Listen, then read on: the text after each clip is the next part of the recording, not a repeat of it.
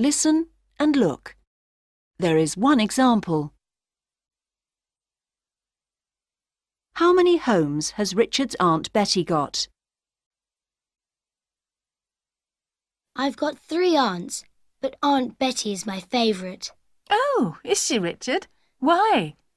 Well, she's nice, and I like going to stay with her. Her homes are very interesting. Homes? How many has she got? 1 for the winter and a second one for the summer. Can you see the tick? Now you listen and tick the box. 1. Where does Aunt Betty live in the summer? Does she live near your farm? In the winter, yes, but in the summer she travels a lot. Where does she go?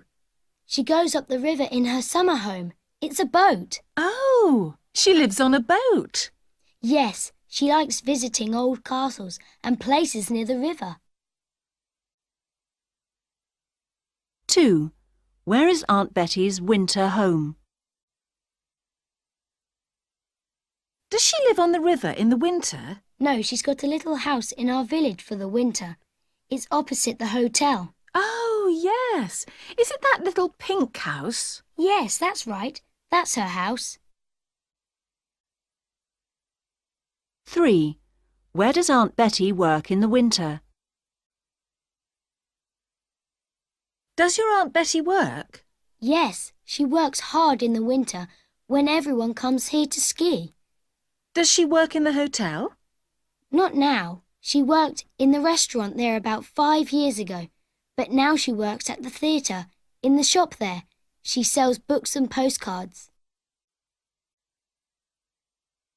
4. How often does Richard see Aunt Betty in the summer? Do you often see your Aunt Betty? In the winter we see her once a week. She comes up to our farm on Wednesdays for her milk. And in the summer? Only about once a month. Sometimes we stay with her for a weekend on the boat.